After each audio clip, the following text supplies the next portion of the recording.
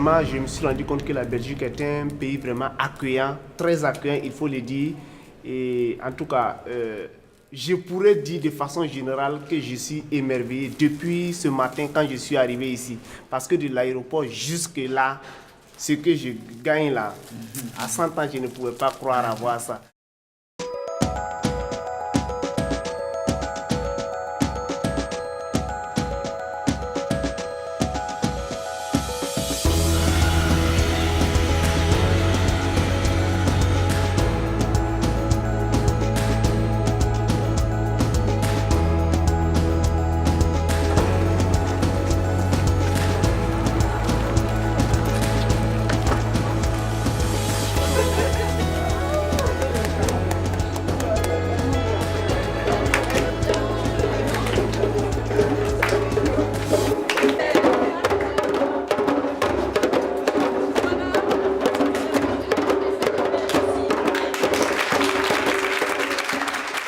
Aujourd'hui, nous sommes vraiment très chanceux de pouvoir vous accueillir. Donc, je voudrais d'abord vous remercier d'être là. Souvent, quand on est accueilli, c'est les gens qui sont accueillis qui remercient, mais dans ce cas-ci, j'ai envie que ça soit le contraire. J'ai envie que nous puissions vraiment vous remercier. Dans mon travail de prof, il y a tout un travail d'apprentissage, de contenu et de compétences. Mais je pense qu'un travail de prof, un travail d'éducateur va bien plus loin que ça. C'est un travail qui est lié à l'ouverture d'esprit, qui est lié à l'engagement personnel.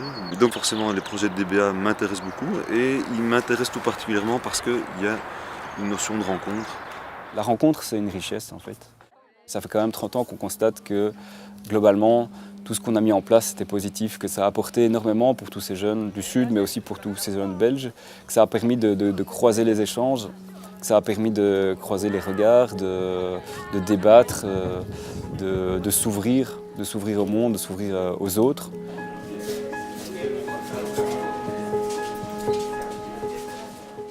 C'est évidemment touchant de voir ces jeunes rencontrer des personnes âgées ici en Belgique et le respect direct qu'il y avait pour ces jeunes par rapport aux personnes âgées. Je m'attendais à recevoir des jeunes effectivement qui sont intéressés par comment fonctionne le système social en Belgique. Déjà j'étais impressionné par la qualité de leurs questions, leur intérêt. Le fait qu'ils étaient super à l'aise et qu'ils ont directement mis de l'ambiance. Il y a une personne âgée qui elle aussi était super à l'aise qui a dit « Ah bah alors on va danser ».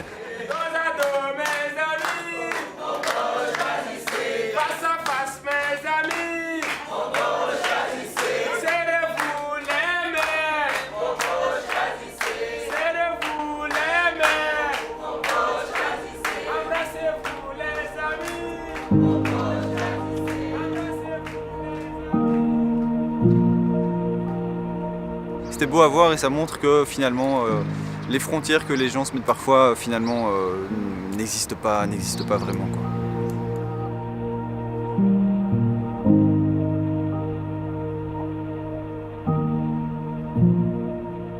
Chez nous, franchement, il faut dire que c'est carrément le contraire en Europe. Ici, chez nous, on a toujours dit que si un vieux meurt en Afrique, c'est une bibliothèque qui brûle. C'est une source d'histoire.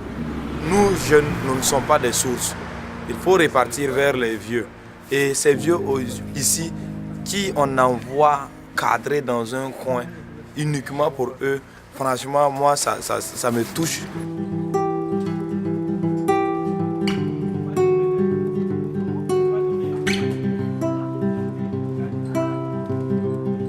Lorsqu'on est rassemblés et que chacun dit quelque chose de sa part, que chacun réfléchit, que chacun donne sa perception, son point de vue, qu'est-ce qu'il en pense sur ce monde, alors comme ça, on voit qu'on n'est pas tout seul.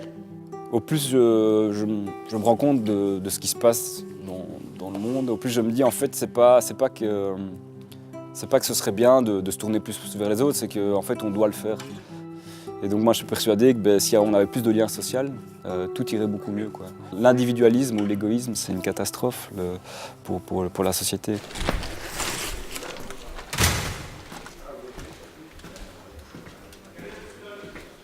De pareilles situations, sans vous mentir, je ne m'attendais vraiment pas à ça.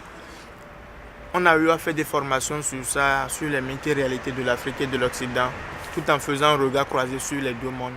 Et nos formateurs essayent de nous faire comprendre qu'en Europe se retrouvent également des gens qui ont du mal à bien vivre en Europe. Ça nous paraissait vraiment bizarre. On se dit peut-être c'est juste pour nous bluffer ou c'était du leurre. On n'arrivait pas à vraiment croire. Tantôt, je disais que je suis choqué de toutes ces réalités que je perçois. Ce n'est pas qu'il y a des gens qui souffrent. Voilà, ce n'est pas ça d'abord qui me fait souffrir. Mais il y a le fait que je vois des gens qui souffrent sous des gens qui sont dans l'abondance. Voilà, ou en présence d'individus qui sont en abondance. J'ai vu quelqu'un, je lui ai dit « Comment tu vas ?» Automatiquement, il m'a répondu « Ça ne va pas ». Cela voudra dire qu'il est en train de souffrir vraiment. Et personnellement, c'est quelque chose qui m'a vraiment touché. Puisque moi, je n'imagine vraiment pas qu'une fois en Belgique, je peux retrouver des gens qui soient misérables ou des gens qui auront du mal à survivre ou à ne pas trouver d'abri pour dormir. Chez nous, au Bénin, sois-en sûr, même si tu es un fou, tu dois trouver quelque part pour mettre ta tête. Est-ce que l'homme peut être ce qu'il est sans l'autrui? L'homme perd en tout cas le sens de son mot tel qu'il a été défini depuis ses origines. Nos parents, nos grands-parents ont fait leur moment et c'est à nous, la jeunesse, de savoir vraiment résoudre ces problèmes parce que nous avons encore la force, nous avons cette possibilité de lutter, nous avons cette possibilité encore de pouvoir transformer le monde.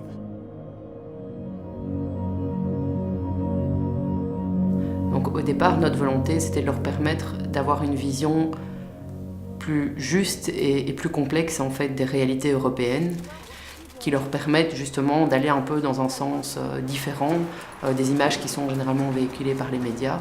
Et d'où l'idée de toucher à ces thématiques de la précarité. Ça a quand même été un choc pour eux de se rendre compte de pas mal d'aspects dont ils n'avaient pas idée, ou alors qu'ils savaient parce qu'on leur a toujours dit, mais ils s'en sont vraiment rendus compte. Et c'est vrai que l'immersion famille a permis du coup aux jeunes, à mi-parcours de leur immersion, de partager sur les images, les prises de conscience, les questionnements qu'ils avaient eu l'occasion d'accumuler tout au long de la première semaine, de mettre des mots aussi peut-être sur tout ça. Et à travers le partage qu'ils ont pu avoir au sein des familles, de petit à petit faire évoluer aussi leur réflexion sur ces thématiques, commencer à construire aussi un avis plus personnel et plus critique. À force de vivre ces contrastes-là, d'être confronté à ces réalités qui parfois touchent, on commence par prendre conscience aussi de son continent, de son pays, pour dire, ah, mais nous avons des choses que nous banalisons ici. Je dirais que quand nous allons retourner, les jeunes, ils ont compris beaucoup de choses parce que nous sommes dans un processus de renforcement des capacités. Et une fois qu'on a compris, on ne peut plus rester inactif.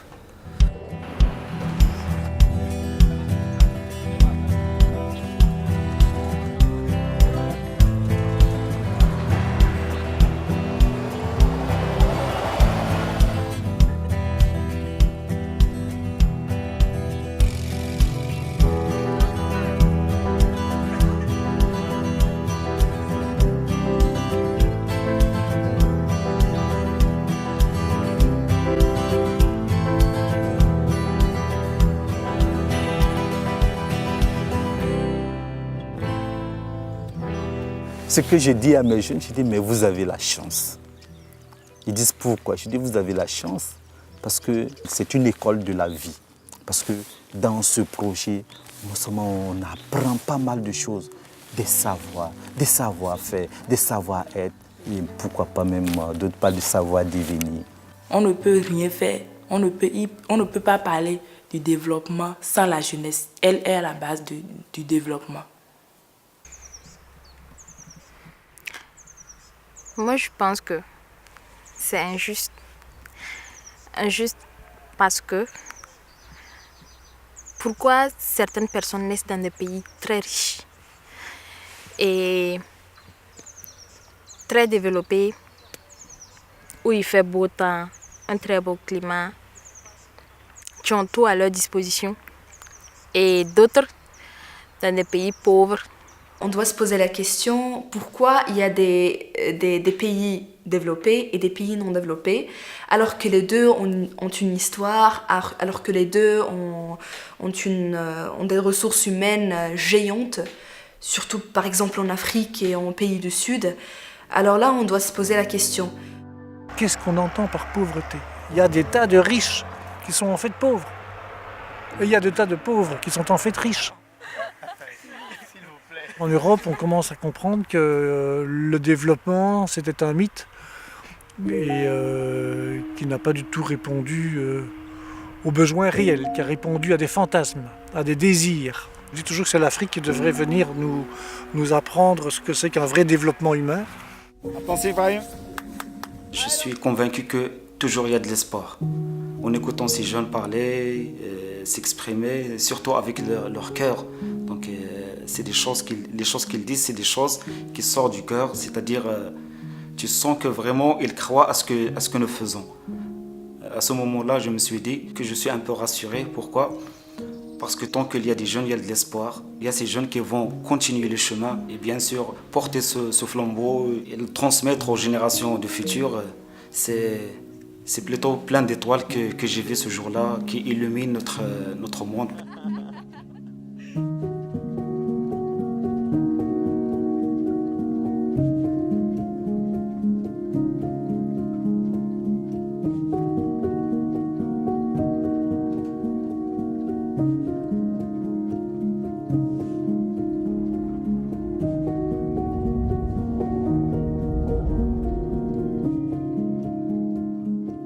Ce qui a changé à moi, c'est que j'ai maintenant l'envie d'être plus actif dans la société.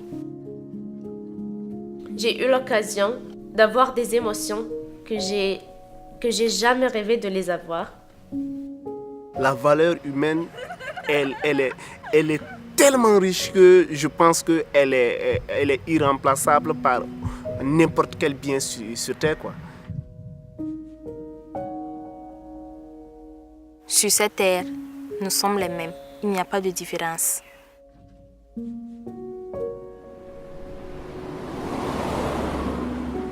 Au fil du temps, ce courage s'installe d'accepter la différence et de savoir se construire. Le paradis se construit. Le paradis, ça se vit, ça ne se découvre pas. Personne ne peut changer la situation que nous-mêmes.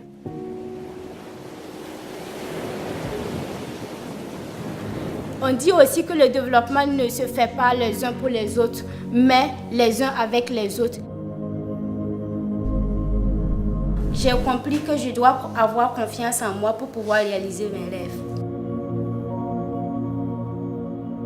Si tu ne vas pas à la rencontre de l'autre, tu ne sauras pas ce qu'il est réellement.